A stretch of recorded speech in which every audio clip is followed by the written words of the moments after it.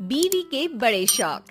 राकेश काफी सिंपल और सीधा लड़का था, लेकिन उसकी बीवी वनिता उसके तो शौक ही निराले थे।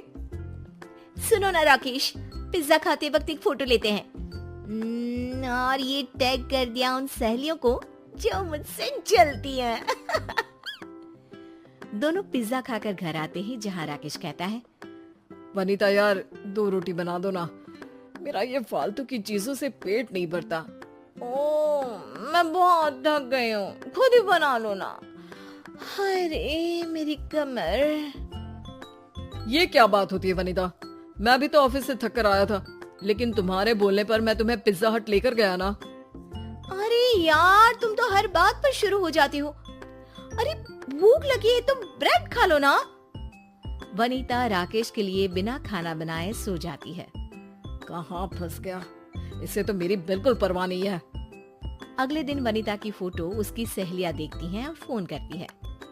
यार वनीता कितनी लकी है यार, तेरा पति ऑफिस की बाद तुझे घुमाने ले जाता है, पिज्जा खिलाता है। और वाह यार तेरे कपड़े तो अमेजिंग लग रहे हैं।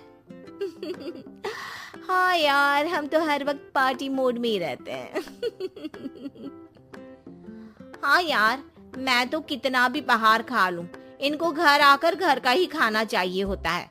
मैं तो यही सोचकर कहीं नहीं जाती कि घर में आकर खाना बनाना है तो घर में ही खा लो। अरे क्यों बाहर जाना। हाँ ये भी सही है। अच्छा चल मैं फोन रख रही हूँ, फिर बात करती हूँ। वनीता फोन रख देती है। चलो यार आज मूवी की टिकट करवा लेती हूँ। कल पिज्जा आज मूवी, देखने वालों को तो आग लग जाएगी आग। जब राकेश घर आता है, वनीता बहुत थक गया हूँ, कल ऑफिस वक्त पर पहुँचना है। अरे कैसी बात कर रहे हो यार, मैंने मूवी टिकट बुक की है। चलो मूवी देखने चलते हैं, रात 1 बजे तक आ भी जाएंगी। अरे यार तुम सोच भी कैसे सकती हो, आज वीकेंड भी नहीं है, कल मेरा ऑफिस है। ओफो, मेरे भाई को देखो, सारा दिन बाहर मार्केटिंग का काम करता है, लेकिन भाभी के सामने जरा सा मुंह नहीं बनाता। देखो यार हम दोनों के काम में अंतर है। वैसे भी वनीता मुझे अच्छा नहीं लगता जो बार बार तुम इस तरह से करती हो। मैं अलग हूँ, किसी से कंपेयर मत किया करो मुझे, समझी। एक दिन, ओहो ये पूजा कहाँ गई है, बड़ी फोटो लगा रखी है इसने। फोन करके पूछती हूँ। अरे पूजा, इंस्टा में फोटो तो बड़ी जोरदार डाली है, कहाँ गई थी। पूजा जो वनीता की तरह ही दिखावे में विश्वास रखती है, वो कहती है हम ना गोवा गए थे, वहाँ डब्ल्यू होटल में रुके थे, एक दिन का 1 लाख रुपया लगता है। हाँ अच्छा, अरे यार तेरी जींस भी बहुत अच्छी लग रही थी, बस फटी थी थोड़ी सी। ओहो वनीता, तुम तो थोड़ा फैशन अपडेट रहा करो, आजकल तो फटी जीन्स का ही फैशन है।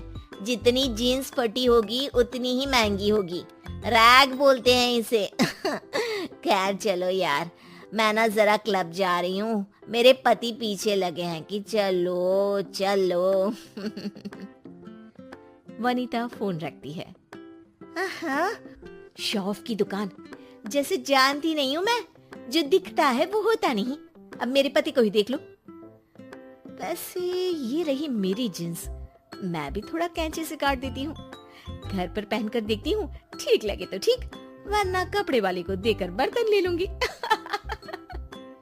तभी राकेश ऑफिस से थका आता है। ओहो ये क्या पहना है वनीता, जाओ जाकर कपड़े बदलो।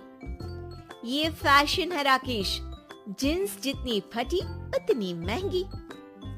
अब किसका सोशल साइट देख लिया तुमने जो नकल पर उतर आई। वो मेरी दोस्त है ना जो मुंबई में रहती है, पूजा, उसका। अरे वो मुंबई में रहती है, तुम इलाहाबाद में रहती हो, फर्क है ना वनीता, जाओ जाकर कपड़े बदल लो। अरे पता नहीं तुम खुद को क्या समझते हो यार, फैशनेबल कपड़े अभी पहन लूं, कल को तो बूढ़ी हो जाऊंगी, तब थोड़ी ना अच्छे लगेंगे ये सब कपड़े। देखो राकेश, हम दोनों को एक दूसरे को समझना होगा। हाँ लेकिन वनिता, घर में कायदे के कपड़े तो पहना करो। हाँ हाँ ठीक है। अच्छा, मैं ये बोल रही थी कि मेरे कॉलेज के दोस्तों ने कल पार्टी रखी है, तो शाम को जल्दी घर आ जाना। ठीक है। अगली शाम पार्टी में वनिता सूट पहन कर आती है। बहुत अच्छी लग रही हो वनिता। लेकिन तभी वनिता के कॉलेज का दोस्त देवेश आ जाता है। हाय ब्यूटीफुल, कितनी अच्छी लगती थी तुम कॉलेज में। कहाँ शादी के बाद पूरी आंटी लगने लगी हो। हेलो, हाय, मैं हूँ आंटी का पति। तुम कौन? वो हाय हाय, हम सब एक ही क्लास में पढ़ते थे। ओह ओके, तो अब तुम्हें वनिता आंटी लगने लगी है, क्यों? वैसे आपकी बीवी कहाँ है, मैं भी तो देखूं। अब वो एक्चुअली ना वो घर पर रहती है। राकेश मुस्कुराकर वहां से चला जाता है। लेकिन वनिता सबके साथ बातें करते करते फिर देवेश से ही बातें करने लगती है, जो राकेश को बिल्कुल अच्छा नहीं लगता। घर आकर ये मैंने कर दी सारी फोटो पोस्ट। पता है, यहाँ के रिश्तेदार तो फोटो देखकर जल जाएंगे। लड़के लड़कियां सभी है पूरे ग्रुप में। वनिता, मुझे तुम्हारा यूं कॉलेज के लड़कों से बात करना अच्छा नहीं लगा।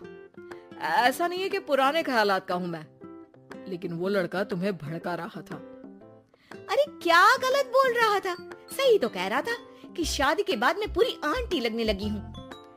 अरे तो एक्सरसाइज करो, खाने में कंट्रोल करो और स्लिम हो। कोई सूट पहनकर आंटी नहीं बन जाता।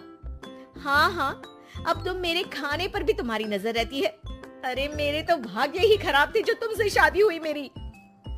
यही तो गलती है तुम्हारी, हर बात पर शादी को कोसने लगती हो। जरा सोचो, खुले विचार कहाँ होते हैं जहाँ वैसी परवरिश होती है। हम लोग सिंपल घरों के लड़के हैं, सिंपल लड़की के साथ ही एडजस्ट कर सकते हैं। क्या मतलब है तुम्हारा? सिंपल नहीं हूँ मैं। तभी वनिता के मोबाइल में मैसेज आता है। वाह यार, तू और तेरे पति के बीच कितना प्यार है, साफ दिख रहा है यार। कितना समझते हो तुम दोनों एक दूसरे को। Made for each other, love you. हाँ, अब ये मैसेज किसी मजाक से कम नहीं है, बड़ा प्यार है। अरे ये सब तो दिखावा है बस। तभी डोरबेल बजती है और वनिता की छोटी बहन अपने पति के साथ आती है। अरे वाह साली साहिबा, क्या बात है, साड़ी भी पहन दी है आप। अरे जीजू, मैं अब पहनने लगी हूँ। इनको मेरे ऊपर साड़ी ही अच्छी लगती है। पता है जीजू, अब तो मुझे इंडियन वेयर बहुत अच्छा लगता है। वैसे भी जो इनकी पसंद वो मेरी पसंद। अच्छा जी, क्या बात है? तभी तेरी कोई पिक सोशल मीडिया में नहीं है, क्योंकि साड़ी में थोड़ी ना आंटी जी बनकर तू फोटो डालेगी। अरे नहीं नहीं दीदी, वो बात नहीं है, वक्त ही नहीं मिलता। जहाँ भी हम जाते हैं उस जगह को देखने में मस्त हो जाते हैं, तो फोटो डालने की सोचते भी नहीं है। लेकिन हाँ, हम दोनों एक दूसरे का साथ बहुत एंजॉय करते हैं, क्यों? वनिता उन दोनों को देखकर सोचती है कि कैसे वो दोनों एक दूसरे के साथ खुश हैं।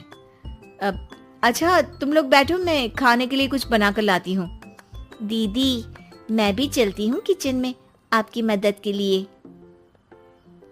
तू और तेरा पति कितने खुश हैं यार, लेकिन क्या फायदा, लोगों को तो पता ही नहीं है कि तुम लोग लाइफ को इतना एंजॉय करते हो। अरे कोई तो फोटो डाला कर सोशल साइट पर। दीदी, हम खुश हैं तो एक दूसरे के लिए है ना, कि किसी को दिखाने के लिए। मैं तो आपको भी कहूंगी कि झूठा दिखावा करने से अच्छा है कि आप जीजू को खुश रखो, उनको समझो जैसे वो आपको समझते हैं। कौन सा जिंदगी हम दूसरों के लिए जीते हैं दीदी। वनिता को बहन की बात समझ में आ जाती है और फिर वो और राकेश सच में लाइफ एंजॉय करने लगते हैं, लेकिन खुद के लिए, ना कि किसी